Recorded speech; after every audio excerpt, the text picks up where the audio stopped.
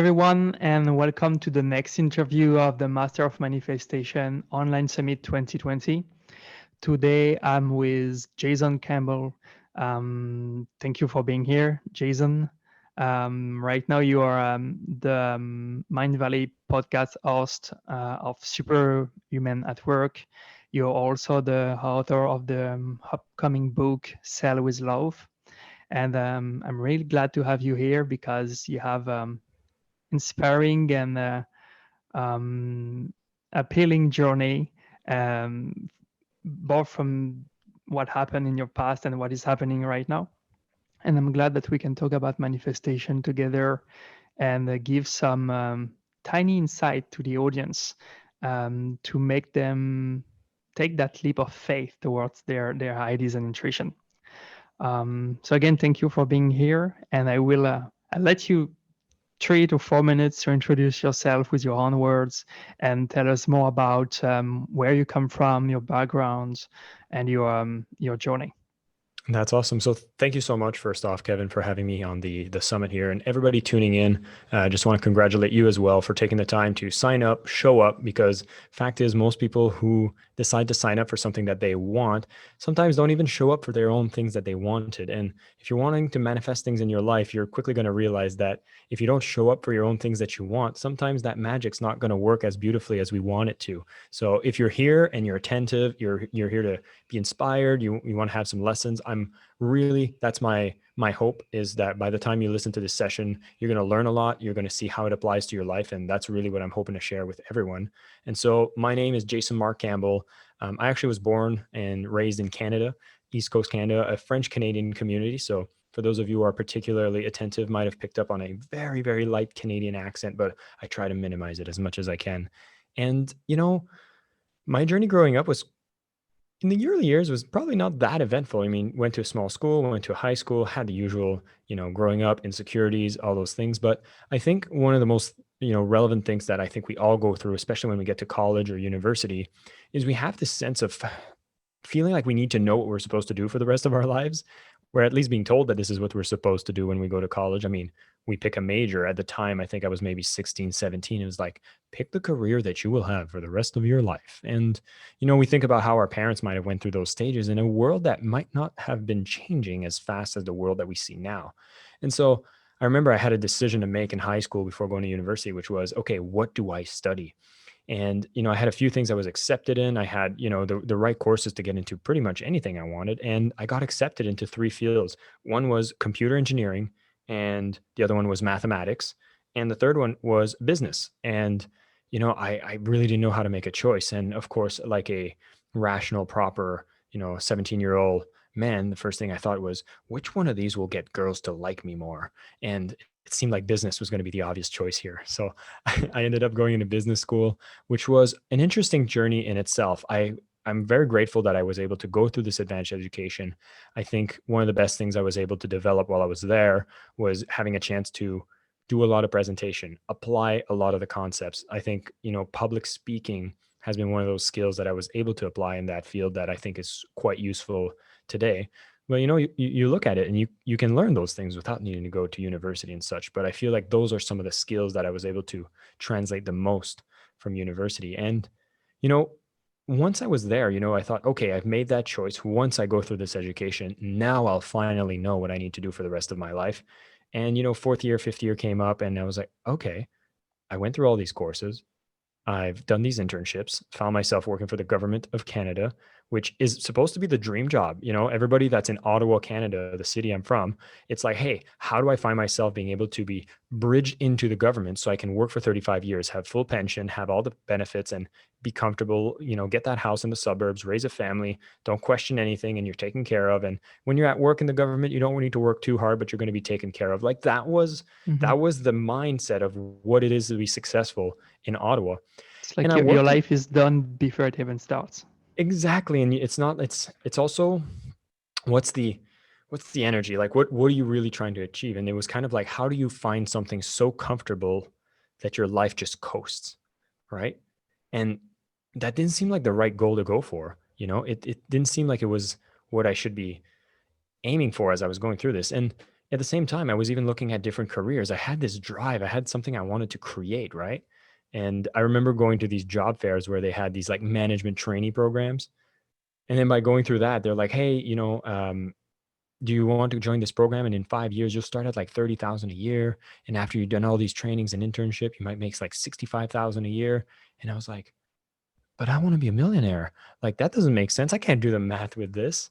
And so a bit of a journey that I found myself going through. And I'm thinking that for most people that are listening to this, you might see that as you're going through the conventional paths that are being laid out in front of you, there may be something that doesn't feel right with you.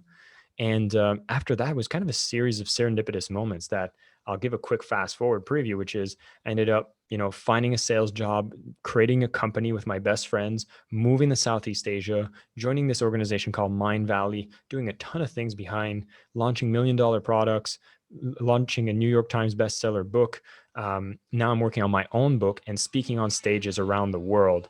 And all of that was from a decision that I made that was, I'm not going to follow the conventional path. I'm going to take a leap of faith and I'm going to try something a little different, even though it was not necessarily being accepted as what should be the right thing I should do.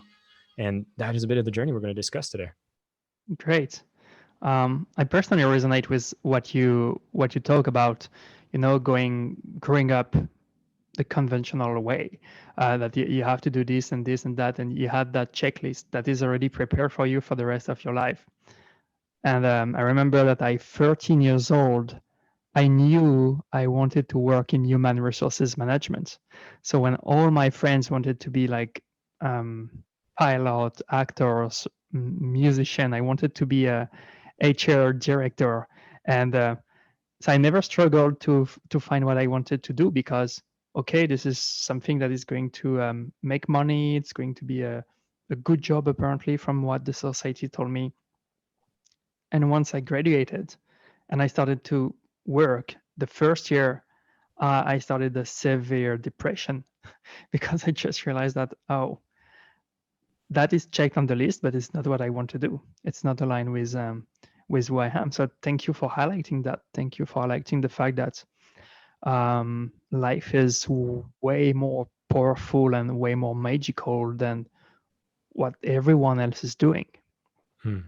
It definitely could be. And I wouldn't take it away from those who choose to follow that path. But I'd say for anybody listening here are probably the kinds of people that have this itch, that have this kind of thing that doesn't necessarily sit right with whatever the society is putting in front of you.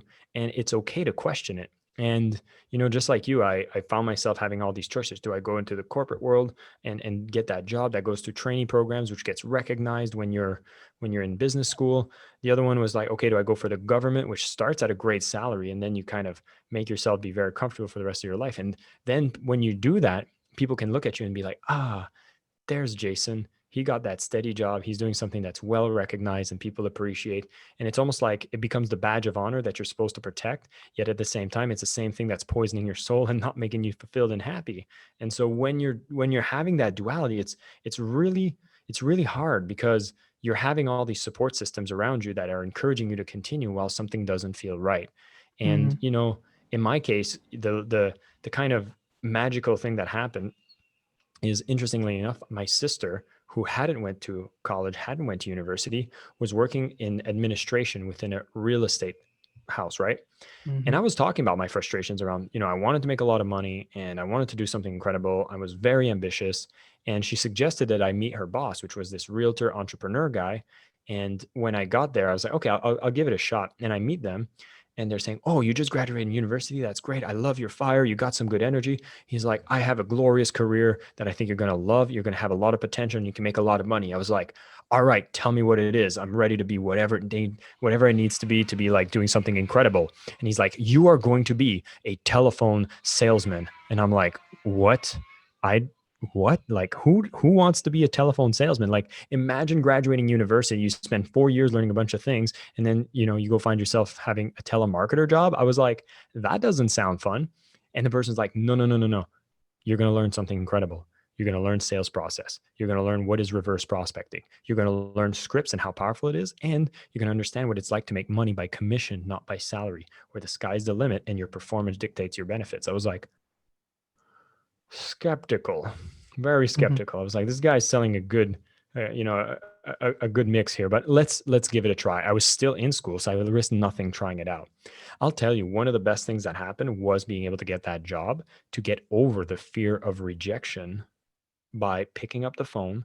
When this was it wasn't cold calling, it was people that were going online, filling those forms that leave a phone number, asking for a list of properties or asking for a home evaluation. And I would pick up the phone within 15 minutes and say, like, "Hi, is this Kevin? Kevin, this is Jason from ABC Real Estate, and I just want to let you know I just got your request to get a list of hot properties, and I'll send them to you in the next 24 hours. Is that okay?" Then the person was like, "Wow, this is amazing." And I'll be like, "Do you currently rent or do you own your home? Is this your first time buying or staying in?" Like, and then I had series of scripts, and I understand the power of consistency, the power of numbers, and the power of gains that happened by me having a 4-minute conversation that booked an appointment with a realtor who then went to do the sale. And then I would just repeat the phone. I would call hundreds of people a day. Fear of rejection got down. I got to learn about the power of sales. I got to be empowered of understanding that, wow, I was in full control of my own income. And it was one of the best learning experiences I've ever had. Was it glamorous? Of course not. But did I learn? Did I grow? And did it give me the foundation I needed to be the person I am today? You bet. And so sometimes those job titles that might not have a glorious title to them are going to be the ones that give you the most lessons you need. And I think anything that you can start and explore when it comes to sales and getting over that fear of rejection is going to be a foundation that you can carry for the rest of your life. Hmm.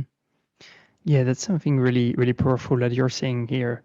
It resonates with, I don't know if you read a book about surrender from Michael A. Singer, and there is a great insight in that book. It's that usually the good pathway is the pathway that you don't like, or that you judge, or that you think that it's not good for you, etc. This is the way that you have to take, and decided to surrender and to just say yes to the opportunities that came to him, even if it didn't like them.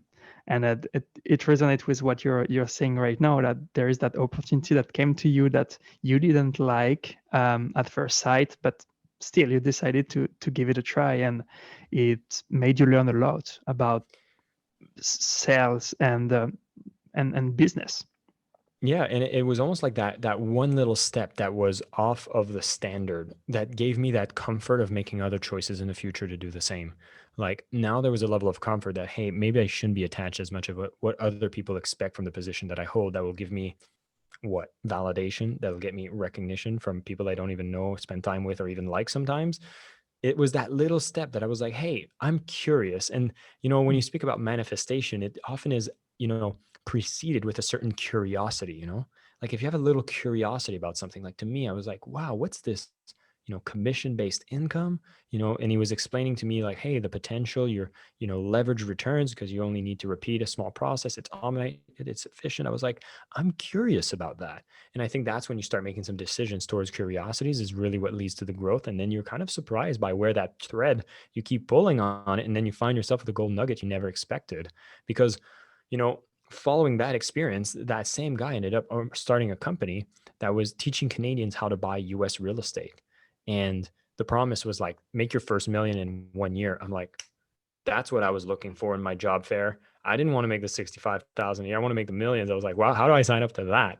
Now I'm not going to go into too many details on how that all unraveled, but I will say I ended up, getting so excited. Again, this curiosity, flipping real estate.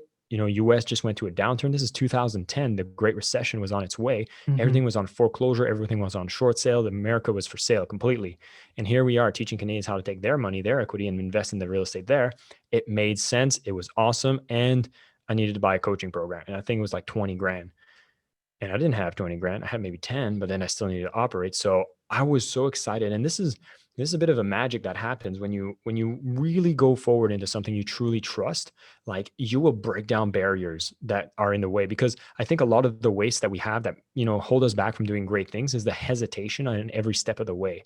Like if you have zero hesitation, you move fast. And this is what I did. I was like, all right, this sounds awesome. I want to do it. I think it's a once in a lifetime opportunity. And I got two best friends I'd be down to do it with.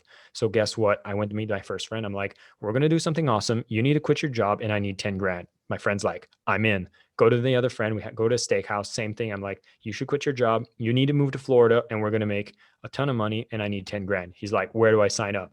And again, the clue I want to share here is the fact that when you are in that state of like manifestation, like you've pursued something exciting, you have that enthusiasm that's in within you, and a lot of times we feel like once we have that, we're about to go do it alone. But I've always also found that when I have that enthusiasm, I feel it's so easy to communicate it with others, and I feel like you can always recruit people to do it with you, because it's kind of like you watch one of those movies, right? Like, have you seen like Ocean's 11? Like they go rob the Mm-hmm. casino, and Mm-hmm.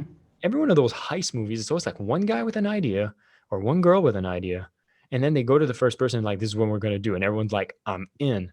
And I find this is very relevant when you're starting a business, you're being an entrepreneur, and you want to find partners to do it with you. At the beginning, you have that magic enthusiasm where like everybody's going to be like, I want in on whatever it is you're doing. And so this is the momentum that started my first company. And here I'm 21 years old, or 22, around that age. And the plan was this: we go down to Florida. We started buying properties that used to sell for $250,000, buying them for like 30 grand. One of them even 15 grand.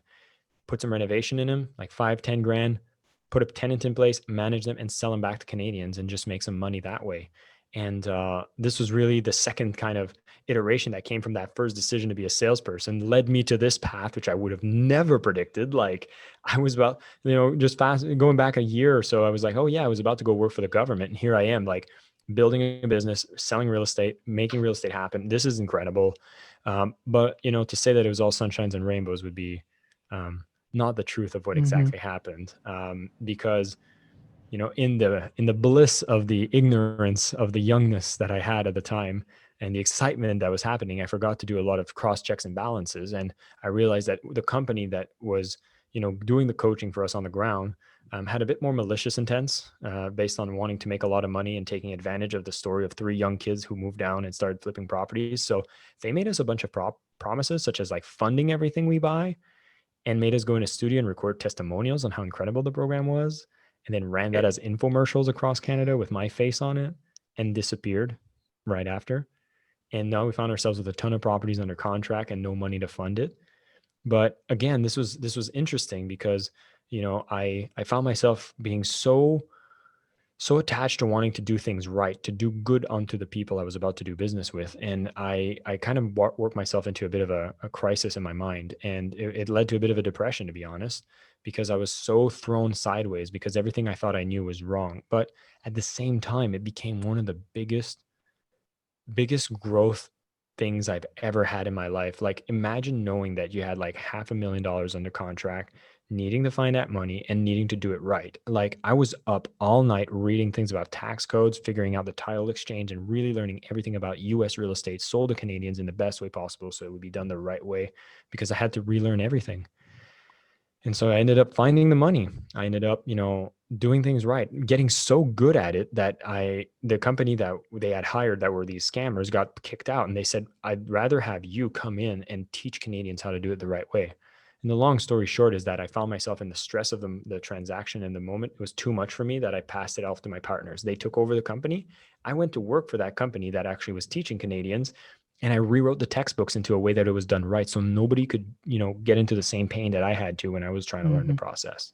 And that was a really interesting moment of my life, because at the same time all this growth happened, but it seemed to have come at a cost of so much pain before. And I had a choice to look at this situation. You speak about manifestation. What do you want? The universe sometimes will give you what you want, and you got to be ready to accept in the way that it comes. To me, I look back and maybe that scammer was an angel. I think of books like Neil Donald Walsh's Conversations with God, who quotes the God saying, I've sent you nothing Yeah. but angels.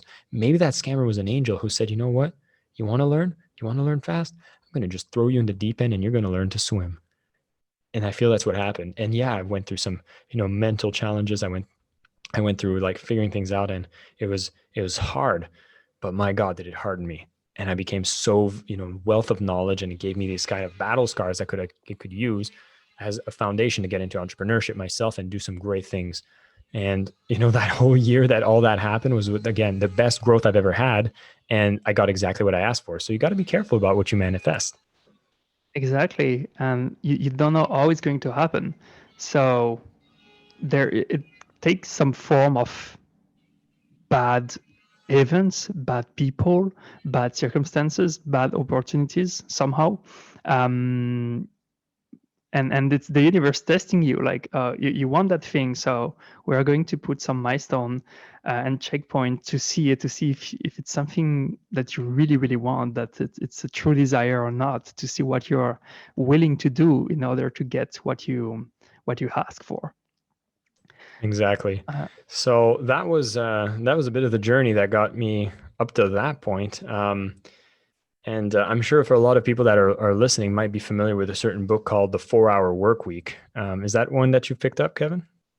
yeah, I read it a Yeah. few years ago. Yeah. Yeah. So that was my first book that I read that made me challenge again, like, starting going back where I was, okay, I shouldn't follow the career path. I should do things more entrepreneurship. Now I was in there, but I was working like day in, day out, really hard.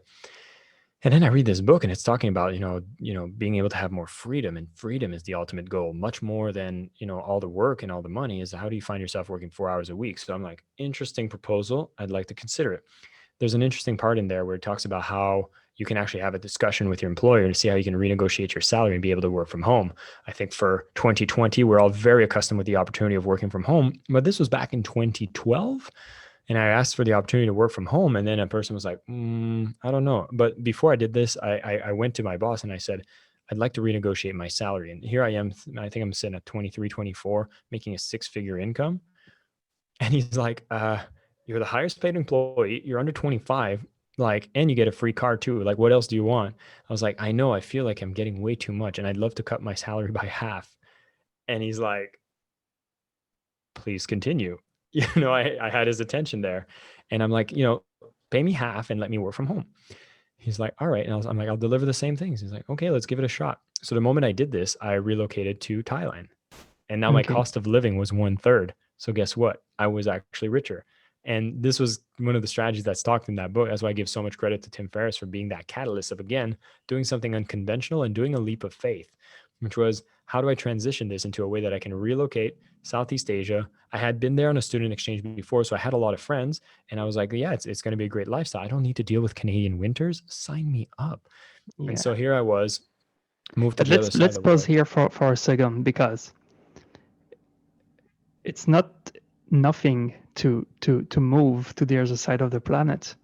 Uh, I mean, it's when you're used to move, after it becomes just part of your life. But when you're not used to it, what were the self-sabotaging stories in your mind before you took that decision to talk to your boss and to actually do it? Because even if you talk to your boss, there was always a way to say finally, or no, no, no, I'm not going to do that. And like, what were the stories that you had to overcome in order to take that leap of faith?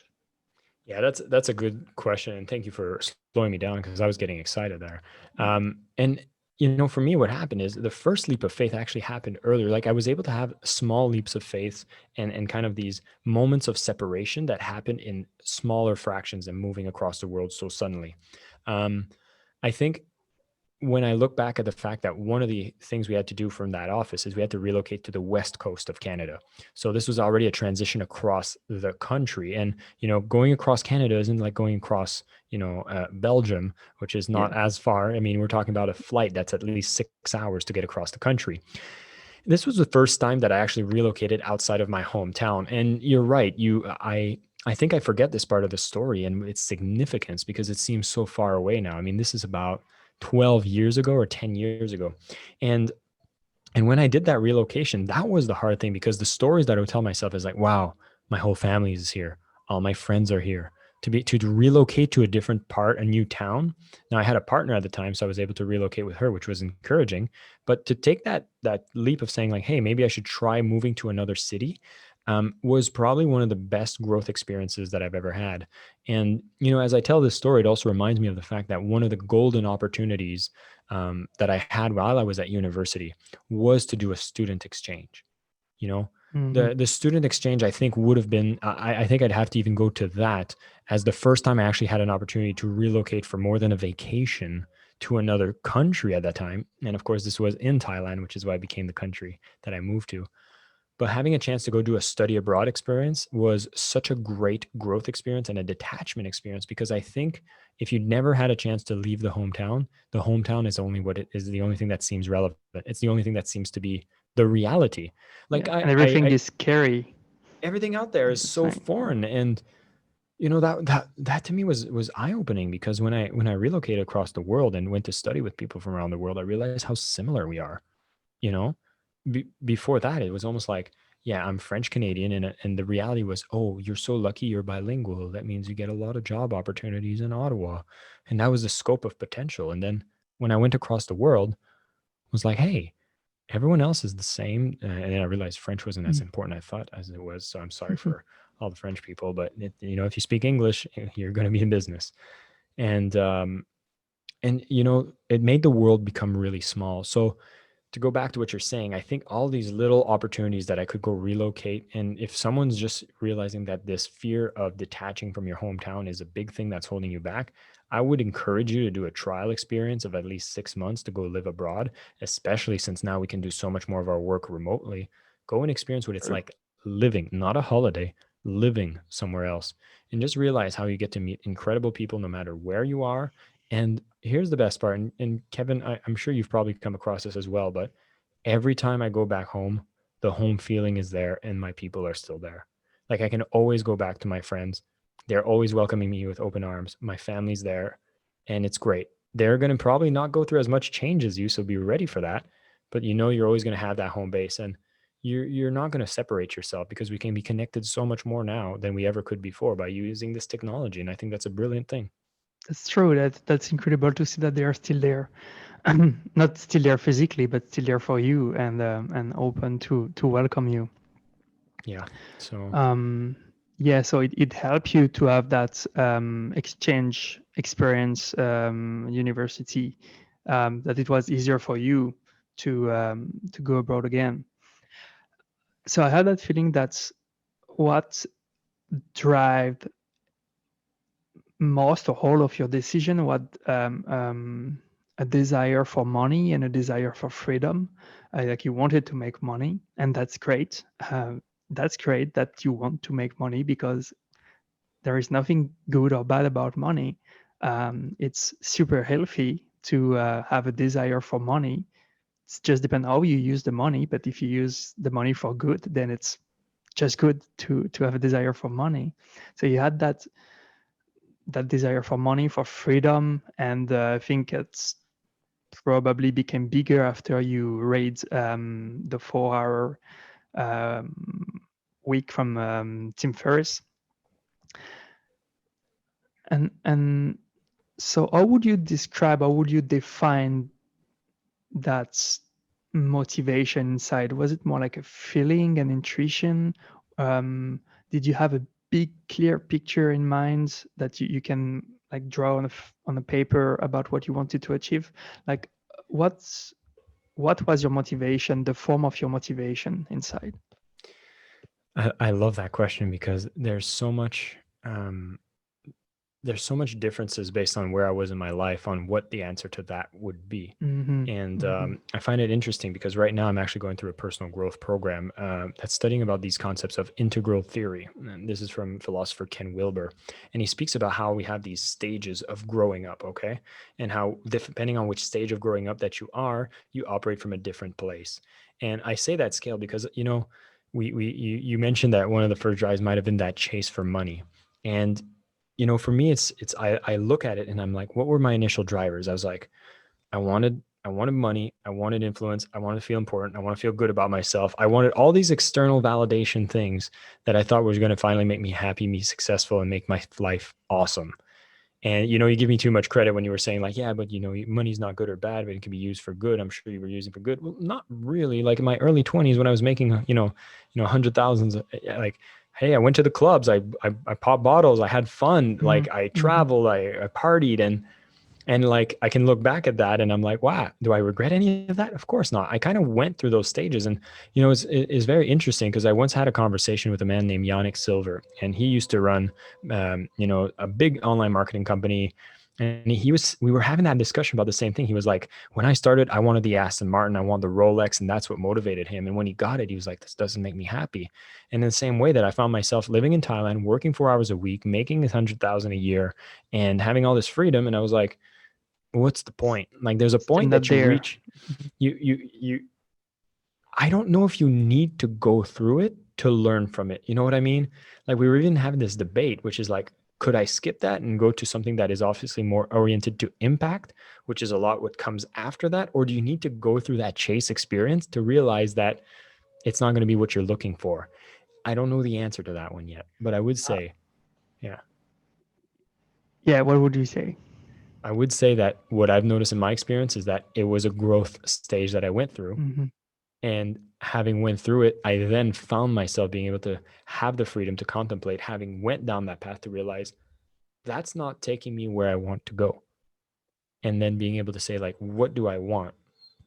And I realized I didn't want to be just a guy that's making money, living on the beach, having some drinks. I was like, I want to make an impact. I want to make something that leaves a dent, that, makes the world a better place. Like, how can I leave this world better than when I found it? And that's when I started realizing that I want to maybe start looking at things that I can make more impact, because I didn't feel the constraint that I needed the financial freedom. And that gave Hmm. me the freedom to look at what it is that I want to do with that freedom. Because if you're not at that growth stage that you even have an idea of what freedom is and what you would do with that time, you're just going to go and try to bring up the revenues, bring up the profits so that you can have room to breathe. And I think, as we're finding that motivation of what we want to do, we have to go through these growth stages. And once you've found that freedom, at least financially at some level, where you have your head above the water, you can breathe and start looking at some high impact things. At the same time, I know that if you start with having the high impact at the front of mind, it's probably going to pull you up so much faster out of the rat race and making you make decisions with a lot less errors. And I have to admit, I just didn't have that. I didn't have personal growth at my side. I wasn't aware of personal growth, and I only stumbled upon it after I went through all the things that I realized didn't work. I I completely resonate with that. I've been through that as well. Like being a young corporate leader, realizing that, well, I was not fulfilled and happy, and then being a backpacker traveler with no plan and just traveling the world, and I was still under depression, realizing that the appearance of a world traveler didn't make me happier. And to jump on what you said, there is that quote from Jim Carrey that I really like. We say that I wish that everyone get famous, get money, and realize their dreams, so that they will realize that it's not the answer. It's so true, It's, and I love that quote. Yeah, yeah, it's almost like when you get to see that, you laugh at the people that are like, you want the Lamborghinis, you want the girls, this will give you everything you want in life, and you're like, ooh, you're going down the wrong path, buddy. yeah, Uh, exactly. but But we have to no, go. It's good to go through there to look backward after. That's how we can realize that, okay, I chased that, I got it, and that's what I said about. That's what I mean about. There is nothing good or bad about money. Like you wanted money, you had money. You wanted a lot of money, you had a lot of money. The universe gives you what you are aligned with, and then it's up to you to do whatever you want with that. And if in the end it's and not quite aligned with the kind of life you expected, then you know that's the answer is somewhere else, and you keep chasing by going inside and creating from the inside out. As long as you create from the outside in, you will like you will face walls and walls and walls and walls and walls, and until you're ready to accept that you have to change your perspective and to change your approach to life. mm, and it will usually come with a slap that will make you much more Mhm. humble in the process. Yeah, that's true. So you read that book and you were in Thailand, um, and then so there you realize that, as Jim Carrey said, that you realize that it was probably not the answer, or you still had to figure out another answer. So what happened then once you were in Thailand and probably starting to apply what Tim Ferriss teach? So here I was, living in Thailand, and I think I was working like from 7 a.m. to 9 a.m. twice a week, and that was it. The rest I'd be going to cafes, doing some other things. And, I say that was all the work that I was doing to drive the income that I was making. And then the rest of it was kind of just like, meeting some people, doing some business deals. And like, I was still having some fun on my free time. And this was just like, all of life was a lot of fun, but I felt like something And was you were missing. still, And sorry, you were still working for the Canadian company, right? yeah, Like yeah. So remotely. I Yeah. was remotely making Canadian dollars to be spending in Thailand, right? So like Mhm. it was incredible. And I remember I was like, I started having that questioning. I was like, is this it? Like, what is there? And matter of fact is I kind of looked at some older people that were in Thailand, and I was like looking at the lifestyle that they were living. And I'm sure you can imagine what the lifestyles of a old white man in Thailand probably looks like. And I was like, that's not what I want. And I started realizing like, okay, if I stay here, is this the path that I'm on? I don't think that's the path that I want at all. And so I started having these doubts. And again, when your mind starts looking for something different, it usually appears not in the ways that are the most obvious. And here's like the most fringe thing that led to a chain of events that defined the next 7 years of my life and still defines it today. Is at the time we were doing a lot of online marketing and sales and stuff. And there was this random little company that started open sourcing the way they did their marketing. And they had launched this blog online that shared how they do marketing online, how they do product launches, etc. And the content was amazing. There's a buddy in my office who's like, "Oh my God, look at these guys. This dude's a great public speaker, and they're sharing all their marketing tactics. These people are incredible." And this little company was called Mindvalley, and the speaker was called Vishen Lakiani. And I was looking at it, I was like, what? Like, happiness is the new productivity, how to define market sophistications when it comes to, product placements, and how to do a product launch using this tip. And they were sharing everything for free. And there was this little company out of Malaysia that was doing all this. And I was on their email list, and we thought they were cool. And I'd seen that maybe like a year ago, and it hadn't dawned on me that Malaysia is just south of Thailand. And so, Yeah, you can take a motorbike or a car well, it'd be a pretty and long go there. motorbike ride. Maybe I'll take the plane on this one. Yeah. But what I mean is like It's connected, right? it's connected. Yeah, So, exactly. so one of their emails in their automated sequence just had a PS line, and I never opened their emails. And that for some reason, when I started having these doubts, there's this one email I decided to click on and read the PS line. The PS line said, "Hey, by the way, we have one of the best offices in Southeast Asia. If ever you want to come visit, send me an email." Took a chance. I don't know why. I don't even know. It's just okay. I'll send them an email. Let's see if they'll respond. And they respond. They say, "Yep, yeah, if you want to come visit, just let us know which date, and we'll give you a tour of the office." I'm like, I okay. will pause. I will pause here again for a second, Jason, um, because it's irrational and illogical to do what you did. So what made you do it? Because there are a lot of people who are stuck there. They're stuck in that decision that they have to make between choosing to go for a feeling that they cannot explain and choosing for a rational thinking, a perspective.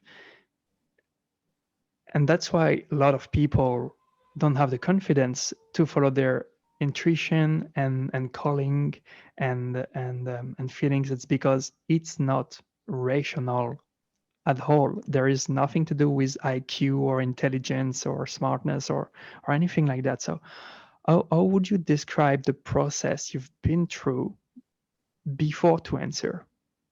Whew. The things that come to mind is like I almost had this.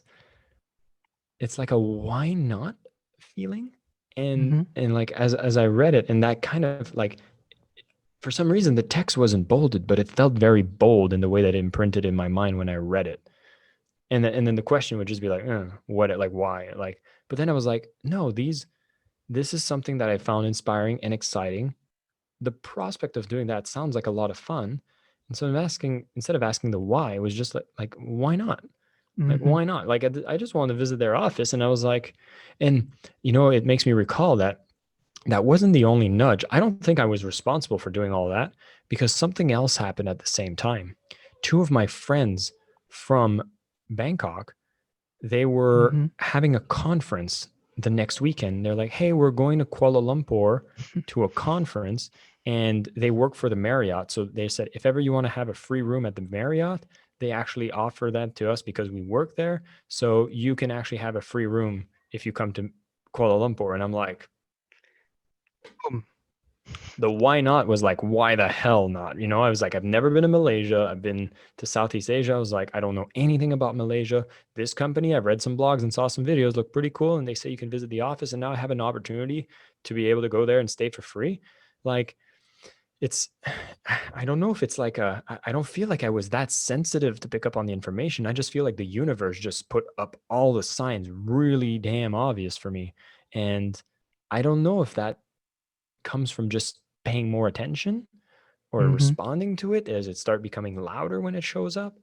But at the same time, I think just asking a why not, like instead of saying like no to anything that comes up, then I don't think any other like no other hint will come up. But just looking at anything and be like, oh, that'd be fun, that'd be nice. Like if it feels light, just like open and entertain the possibility. Maybe just think about it a bit and then see if there's more nudges that come your way, because you would notice them now because you've opened the opportunity instead of completely closing it. So I hope Mm-hmm. that's a way of helping people maybe pick up on that, because I've never really deep dived into that. But now I realize all these things that did line up made it pretty strong for me to go down there. Yeah. So open yourself to the feeling and resist the thinking instead of opening yourself to the thinking and resisting the feeling. It's what allow miracles and synchronicities to occur and to show up into your life. Exactly. So yeah, that's a bit of the micro decision that happened there. And Mm-hmm. next thing I knew, I was on a flight. Next thing I knew, I'm visiting their office. And the again, like, I'm gonna drop this next clue and you're gonna be like, what? Because right after I visited their office, I went through there and I was like, wow, they're the real deal. Like at that time, I thought everybody looked good online, but when you go into the background of it, like everybody's got skeletons, right? And I Yeah. was like, let's see what this Mindvalley is all about. So I walked into their office and it was incredible. People were working, everyone looked cool. And, I talked with some people, they were telling me the jobs they do. It was legit. And I was like, wow, what a real awesome company. And at the end of doing the office tour, the person just decided to say a little something. Like they could have said, thanks for coming, bye. They added a little language. They just said, hey, you're really cool. You should apply for a job here. And I said, I'm making a 6-figure income. I'm working 4 hours a week. I'm thinking in my head, like, that's cute. But I'm like, oh, cool, thanks. And then I go to the cafe downstairs. Now, there you think, already I closed the opportunity, but the universe really like just kicked me in the face. They were like, oh, you didn't take that seriously? Yeah. Let's see how you take this one. I open my laptop and I receive an email like a couple hours before from my former boss saying, hey, Jason, I know you're in Southeast Asia, but we're getting really busy in the office and we need you to come back to Ottawa. If you can't make it back, I understand, but we'll probably have to let you go. And I was Boom. like, I've been working there for years. And if you're going to make a statement email like that, like you pick up the phone and you have a conversation. And I was like, that's the driest communication I've ever seen. And so Was in the a moment of, treat by email. right. And I was like, well, now I'm mad. So in that anger and kind of like, how dare you say that to me? Then I got pushed into action and I just submitted a video cover letter. And if you even go on YouTube and you look for Jason Campbell, Mindvalley cover letter, you'll see the video that I recorded right after that email came up. And I said, I'm going to apply to Mindvalley so that I didn't feel stuck of the choices of freedom that I cherish so much. I was like, I'll go and apply. Let's see what I have. Let's see what I'm made of. And worst that they're going to say is no, but let's give it a shot. And so there you go. I sent in the application. And then that was the rest of events that kind of caught me to be working there for 7 years, Mm-hmm. going back to Ottawa to announce that I was going to resign and move back to Malaysia and work there. And then I became more aligned with impact purpose than ever before. And that's actually where the journey begins. That's beautiful. That's after your journey of manifestation of money and your journey of manifestation of freedom, here is your journey of manifestation of impact that started. So not going to go into the details of um, the 7 years at Mindvalley because it's a lot. And so you told me you had a lot of positions there, from marketing to sales to PR.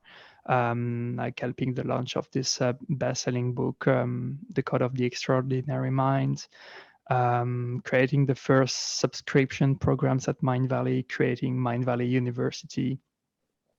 But let's jump into what bring you here today and your new business. I would say. Let's talk about that day you get, like, university gave you the opportunity to be on stage for a talk called Sell with Love. So can you tell us a bit more about that and what happened? So this, again, it's so funny that we're talking manifestation, because you're making me realize how much it's been a big part of my life as I'm sharing this to you. As there was I've always been someone that's fascinated by sales. I love sales. I've always been someone enthusiastic about selling. I think selling is the most beautiful thing that we can do to somebody else, because we actually come with passion and we want to transfer something that we care about for them to understand it, and then let go of the money that they have so that they can acquire it and experience it for themselves, because you have so much innate excitement for it. That I've always operated that way. And people thought I was a little weird. They're like, Jason, always excited about sale. It was just my title. It was just who I was known for. And I'm thinking, for people who are probably watching this, have already recognized that I get pretty enthusiastic when I speak. And so this one time, we did this exercise at Mindvalley, which was the 3 most important questions. And this is like setting up the goals you have for your life. And one of them was actually about public speaking. I wanted to become a better public speaker. And what was interesting about writing that in my goal list is that I think about 25 other employees of Mindvalley also put that down, that they wanted to become better public speaker. And so this one time, Vishen decided to bring an excellent speaker training into the office to come and train everybody on public speaking. And the challenge was that we needed to give a 5-minute talk. And so this, I cannot explain this any way else but as a download. Okay.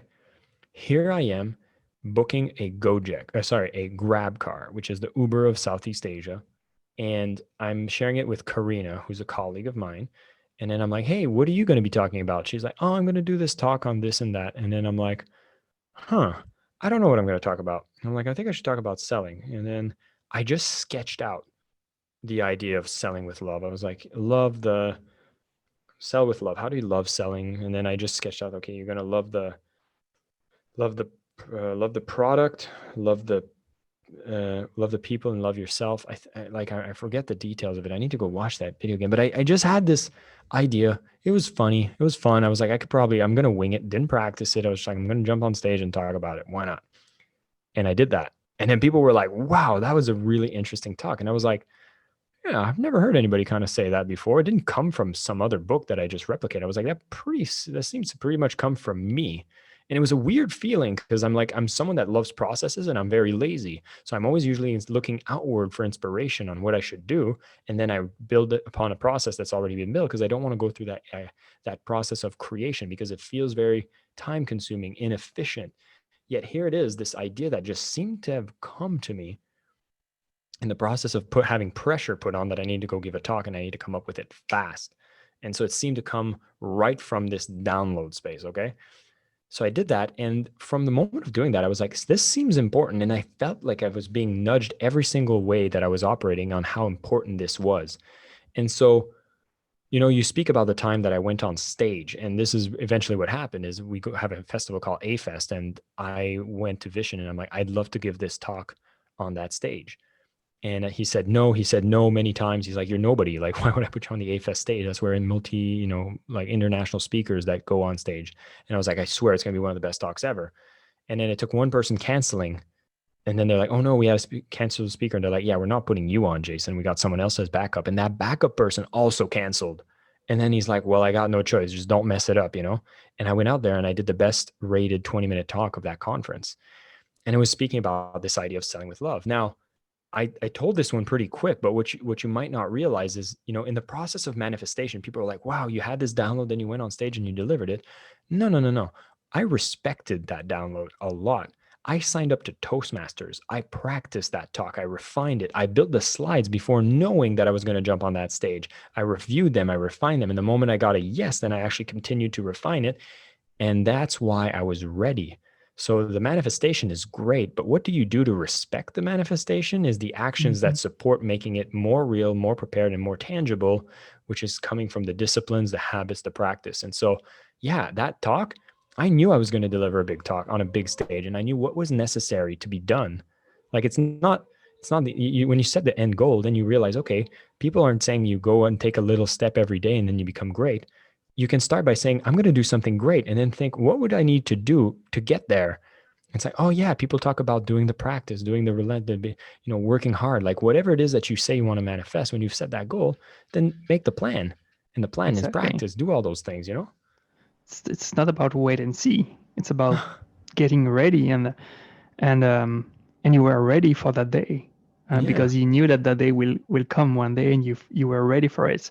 So that's beautiful to I like that. There have been some hard work in the background to prepare that 20 minutes that were shifts in your journey, but that shifts were majestic because of the work you've been doing in the background. Without that work, those 20 minutes would probably they could have been a mess. You could have messed up the scene, but you were ready. So thank you for talking about that. And is it the moment that started what you're doing right now, writing a book called Sell with Love? So that talk was kind of the catalyst that, leading to the punchline now, which is I am writing the book called Selling with Love. And what I find is interesting is kind of if the manifestation comes and you don't give it the pressure, like I feel like sometimes you need to give it a constraint or a pressure of time, or else it's always going to be on your to-do list as an idea and it's not going to get done. Writing a book is another thing that I'd wrote on that goal list 5 years ago. But what it took is for me to make a bold decision that it was the most important thing I wanted to create. And that was a powerful decision. Like I had done the talk on a few different stages, and I had always said I'll write a book one day. And what it took is a friend that walked into my life. I was living in Miami. And again, Kevin, you're making me realize these synchronicities that have happened. And I think if you look back at your own life and see all these little moments, look at all the little things that have happened around key decision moments, and you start reflecting, realizing, wow, it was that one thing. Here's what I'm realizing is that I wanted to build my personal brand. I was thinking about leaving Mindvalley. I didn't know if I had a clear message for myself, etc. And I had a friend, Colton, who came into my life. I was living in Miami. He just said, hey, I have a client in Miami. I'm coming down with my co-founder, Gavin. And I'm like, hey, I'm going to book a place for you guys to stay in the same, condo that I'm staying so we can hang out. And when we hang out, he just said, in passing, he's like, hey, that Selling with Love thing was pretty good. Why don't you write a book about it? I'm like, who am I to write a book? He's like, who are you not to write a book? If there's one thing you could do to establish your authority, get clear on your thoughts, and make something worth making, why don't you make a book and see how everything else aligns? And I'm like, come on now, don't put me out there like that, because now you're making me realize that I'm the one who's holding myself back from the idea of the greatness that this idea could potentially become. And of course, the moment I heard that, I got hard at work and I started writing my book. No, that's not what I did. I ignored it. I made excuses and I pushed it back until a couple months after I went like, no, I need to do this. And then this person was actually calling me so that I could find the people that they publish books for to put them on the Mindvalley podcast, because I was doing that job at Mindvalley. And these were the guys from Scribe Book School. And they basically came to me and say, Jason, I have these guys that want to have a book, like David Goggins. We would love to put David Goggins on the Mindvalley platform. I was like, yeah, we can book him. And then that's another moment where I decided to pick up the phone, very similar to how I got that first tour of the office at Mindvalley. Is I messaged him back and I said, you guys teach people how to write a book. How does that work?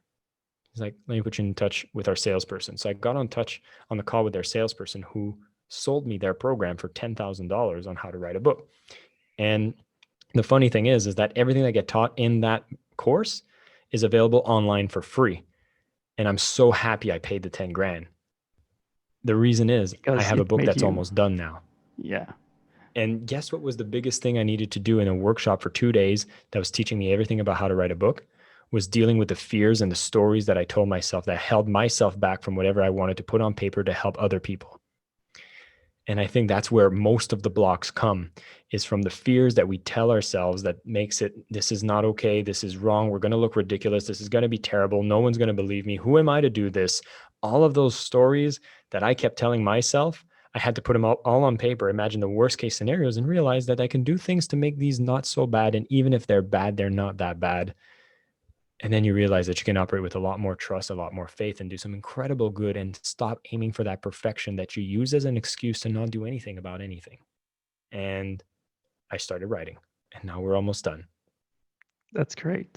So what for you? What was that top one limiting belief or fear about the book? Oh, I'll have to pull up the spreadsheet. I can tell you a couple. One of them was, who am I to talk about sales? I've not done mega B2B sales or any X type of sales. People will laugh at me and say, like, hey, Jason, your book sucks. Hey, Jason, you started a book and you're not going to finish it. Look at you not finishing something you started again. Hey, Jason, you could have like not waste those trees by printing this book that nobody wants. Nobody wants you. You're horrible. People are going to laugh at you when you die because you're that failed human being that never did anything great. Like, I went dark. Like, I went to analyze the fears that I tell myself, and like, our fears will create the biggest demons in our own mind. And then I look back at that list and I'm like, yeah, like that is what I'm fearing. I'm fearing so much rejection. I'm feeling like it's not going to be worth the time. I'm going to hate the process. And then when I started, mapping them down and kind of diffusing by acknowledging them, I was like, okay, I see you, fear. And this is how we manage you. And so I went like, what's the worst case? What can I do to make it better? Is it really going to happen? What can I do to make sure it doesn't? And then I was okay. And once I removed those fears, then the only thing that was left is book an hour and write, book an hour and write. And that's how I drafted the whole book. And now I'm in the final stages, which is also really hard because I'm like, oh my God, if I finish this, now it's going to be real. And that fear is still alive in me. And I think is one of the biggest fears that make me hesitate to edit so enthusiastically, because once it's out there, that's me out there. And that I know is something that's bringing me, it's kind of like that fear of success.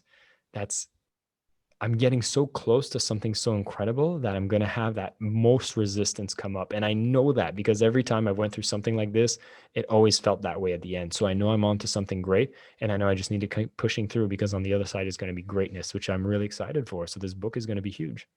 That's great. Can I share one insight that I apply to myself for when I'm creating something? Like I had that thought before that people are going to judge me. Then one day I realized that people are not here to judge me. They're here to judge the value that I give. Like, if there's even one insight or one information, but that is so valuable that if people apply it, then it can impact their life, transform their life, then it means that the job is done, and it's not about me. If it's someone else telling the same thing, it will still be a valuable insight or information. So it's about that. And I started to detach myself completely from what I was creating and highlighting the creation versus the creator.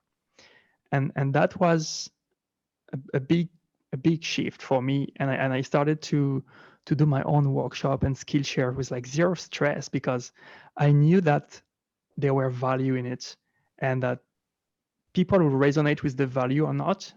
That's life. But I know it was not about me anymore. And I tend to imagine Steve Jobs on scene, like talking like in a very bad way about something that is boring, and imagining people leaving the audience because it's Steve Jobs on scene. They came for him, but what he's saying is like not valuable at all.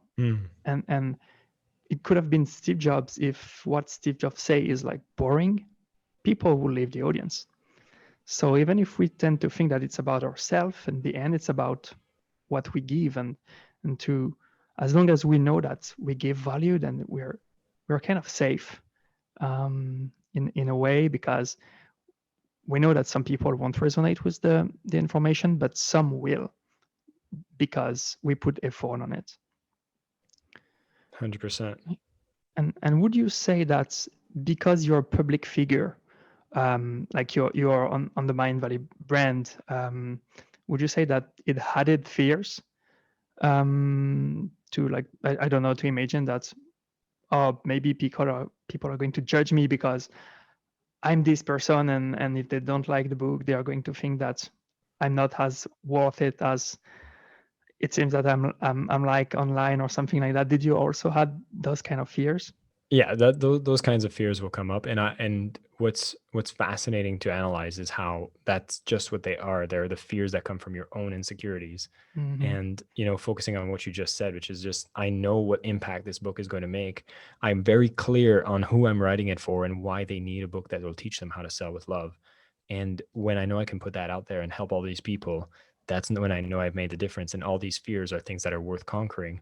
And by coming with the intention that this is the impact I want to make, I know I'm already solving the problem that I'm fearing that won't exist in the first place, if that makes sense. Mm-hmm. Completely. I would like to ask you one question about sales, because it's a topic that you like, and it's the topic of your upcoming book.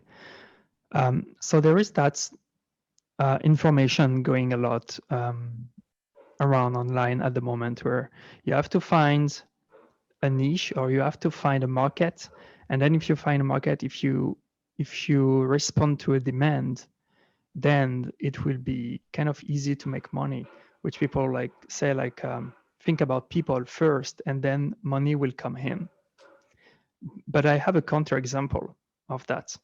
And I had an interview with Richard Wurman, who is the founder of the TED conference. And I love this guy because all his life is an example of the opposite of what everyone is doing. And this man is a multi-billionaire, and he never had the will to serve or to help anyone but himself.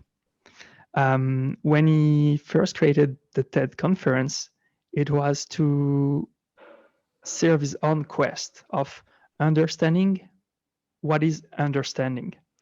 Like he wanted to understand in a very simple way technology and information, and he created this conference for himself to inspire himself. And turned out that other people resonated with his quest, and some of his projects, like TED, became very very successful and known globally.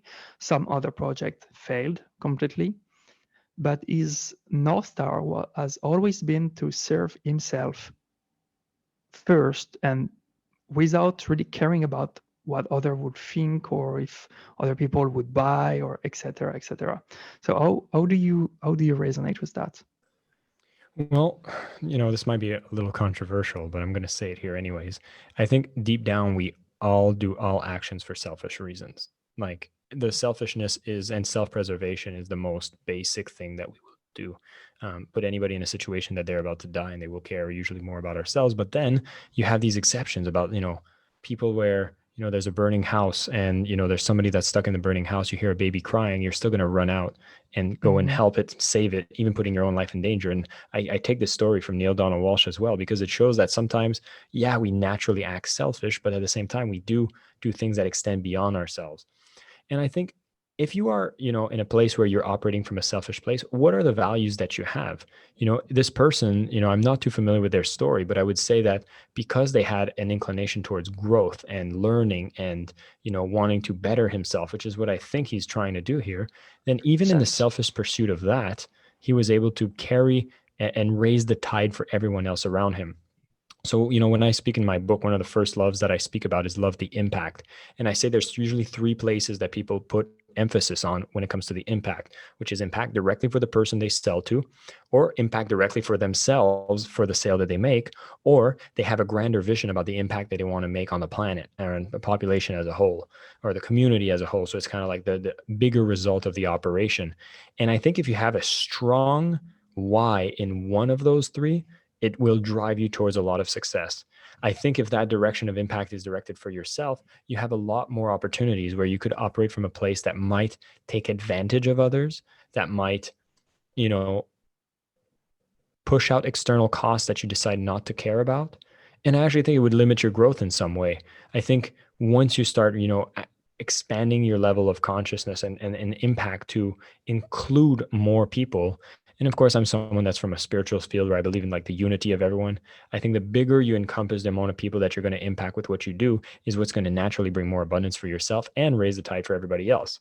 And so going back to the example of your friend, I don't think he operates anywhere outside that framework. We're just very lucky that he's someone that had great values when it comes to growth and transformation that he wanted to apply for himself. And the way that he manifested that actually was able to have a ripple effect, money generation, connection generation, and a revolution that had an impact around the world. And whether that was done intentionally or not, it's great that that was the result. I think if there is even more intentionality that gets put into it, then, again, you're either going to learn by going through certain directions and being corrected along the way, or you're going to be able to have a foundation in the vision that drives you into a place with a lot less bumps in the road. In his case, I'm sure he was sitting on a lot of capital. I don't know what past business dealings he did to be a billionaire, but at the same time, now that he's created something like TED, that's been amazing, and I'm excited and glad that he was able to create that. Yeah, thanks for your insights on that.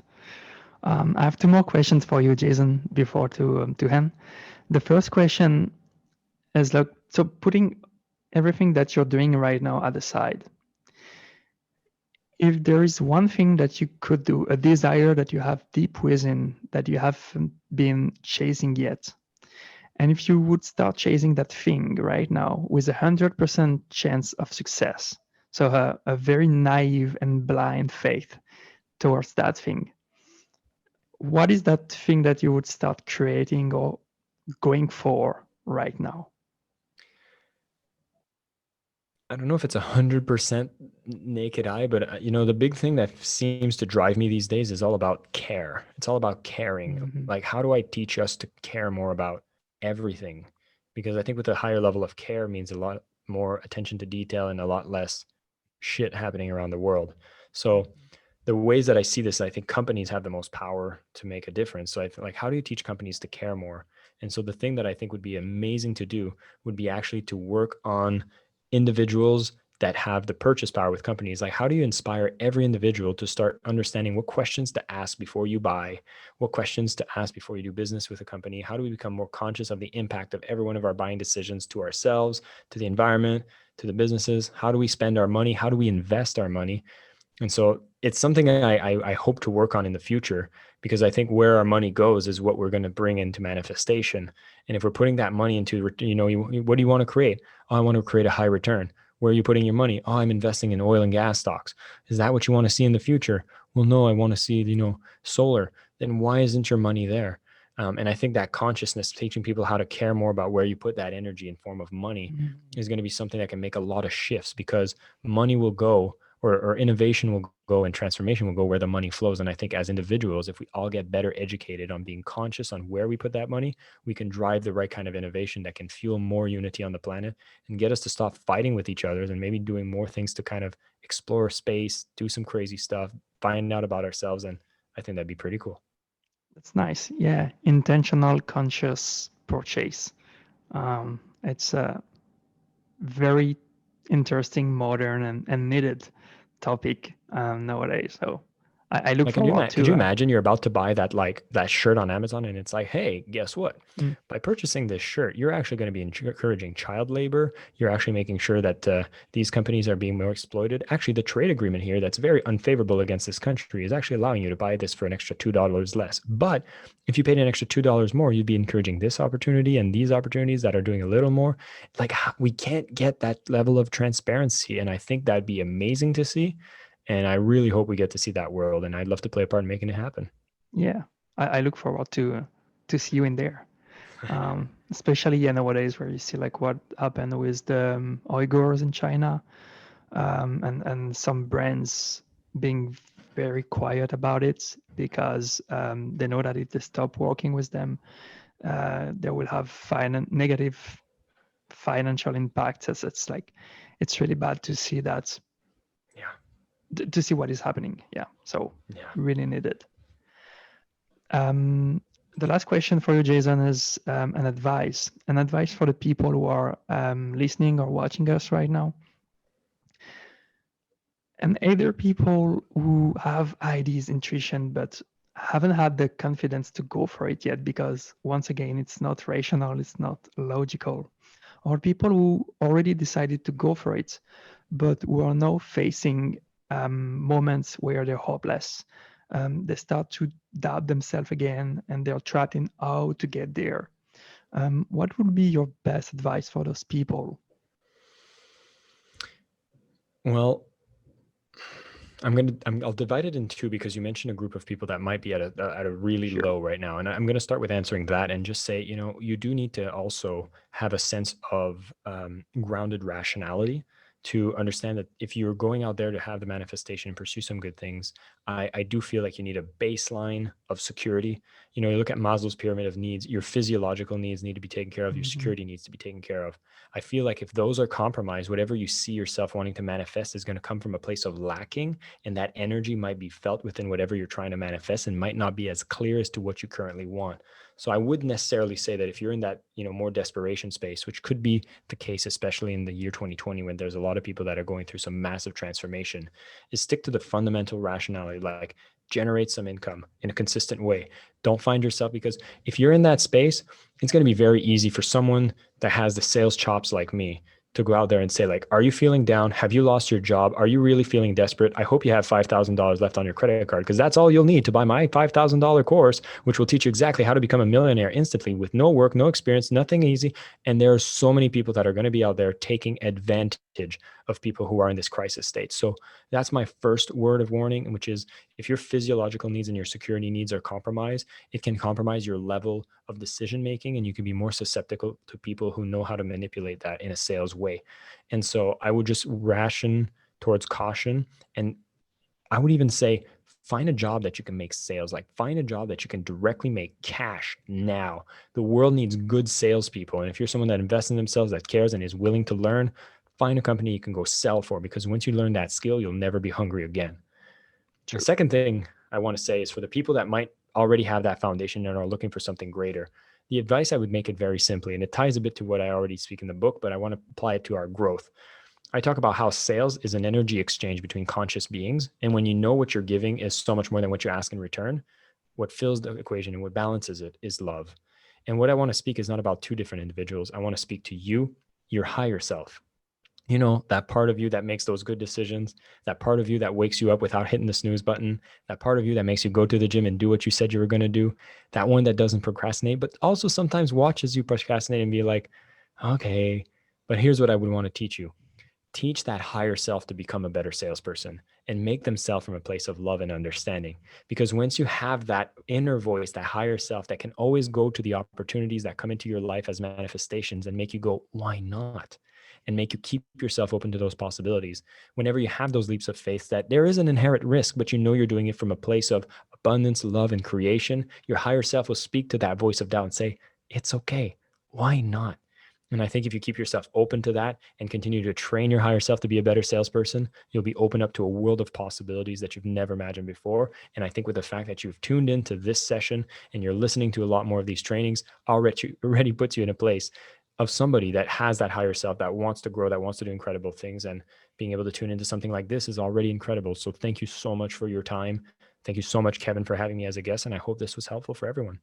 Yeah. Thank you. Thank you for your advice. I really like that. And I would sum up with by saying, sell with love and love selling, because you have to love selling, especially when you're an entrepreneur. It's going to be 90% of your business. It's what is going to make you earn and make money. It's sales. So love selling and sell with love. It's so important to be excited by the fact that you put yourself out there and that you're going to sell to people. That's beautiful. Thank you very much. If you want to know more about Jason, there is a link on the email for this interview, and you can have access to it's a kind of mini quiz, right, Jason? No, actually, it's just Yeah. if anybody would love to go deeper into the topic of selling with love, it's a cheat sheet that allows you to see Is what it? the 5 loves of selling are and what questions you can ask yourself for each of those so that you know how to step into a place of love, which will take away any of the shame or blockages, any of the fear, any of the rational sabotage that our mind does. And you can step back into realizing why I'm doing this, who am I doing this for, what am I doing, and how do I do it with a way that sells like crazy. So I think that's going to be a powerful thing. You can just download, just leave your name and email. And when the book is ready for sale, you'll be notified first thing. Great, thanks. And if you want to start manifesting like Jason, like me, you probably bought the package already, where you will have insight, information, videos, learning, and exercises about manifestation and going for what you desire, even if it doesn't make 100% sense to your rational mind. If you want to take action on that, you know that it's a very low price and that you can start to take action right now, today, if you want. Thank you again, Jason. I look forward to hearing back from you again.